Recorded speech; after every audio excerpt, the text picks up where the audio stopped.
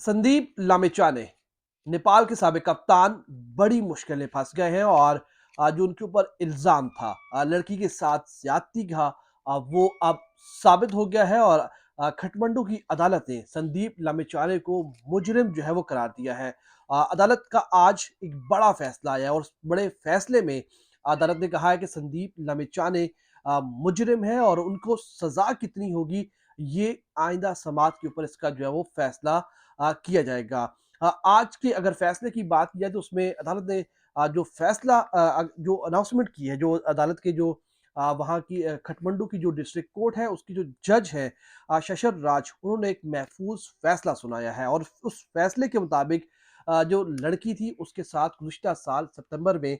संदीप लमिछाने ने खटमंडू के एक होटल में ज़बरदस्ती की, जिसके बाद उस लड़की ने अदालत से रुजू किया और संदीप लामिछाने के ऊपर उसके बाद जो बाकायदा तौर पर केस हुआ। जब ये केस केस हुआ तो उस वक़्त Sandeep Lamichhane CPL Caribbean premier league खेलने के लिए गए हुए थे और जैसे ही वो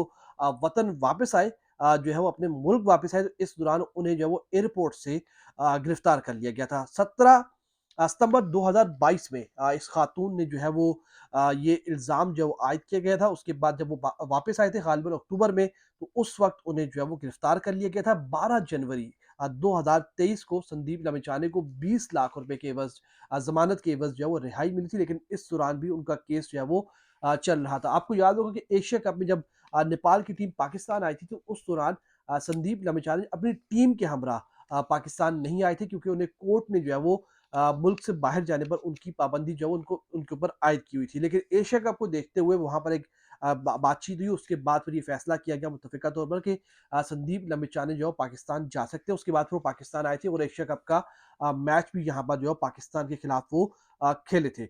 अब अदालत ने ये फैसला सुना दिया है और अदालत ने कहा है कि संदीप लामिछाने जो है वो मुजरिम है, और लेकिन अदालत ने ये भी कहा है कि जब ये वाक़या पेश आया तो उस वक़्त जो है वो लड़की नाबालिग नहीं थी। इस फैसले के ऊपर बज़ाहिर ऐसा लग रहा है कि संदीप लामिछाने को सज़ा तो होगी, लेकिन जो ये बात की गई कि लड़की जो है वो नाबालिग नहीं थी, हो सकता है कि इसमें शायद कुछ जो है वो सज़ा में कमी हो जाए। संदीप लामिछाने के हवाले से अगर बात की जाए तो वो नेपाल के साबिक कप्तान रहे हैं। पाकिस्तान सुपर लीग में लाहौर कलंदर्स की उन्होंने नुमाइंदगी की है। उसके अलावा आईपीएल वो खेल चुके हैं, सीपीएल खेल चुके हैं, बिग बैश लीग खेल चुके हैं। उसके अलावा बेशुमार जो इंटरनेशनल लीग से उसमें खेल चुके हैं और अपनी बॉलिंग की एवज़ जो उन्होंने नाम कमाया था, जिस तरीके से उन्होंने नेपाल की क्रिकेट को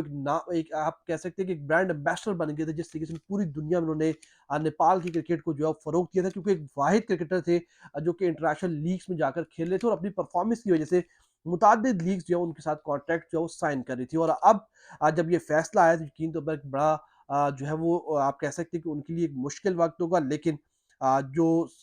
जुर्म हुआ है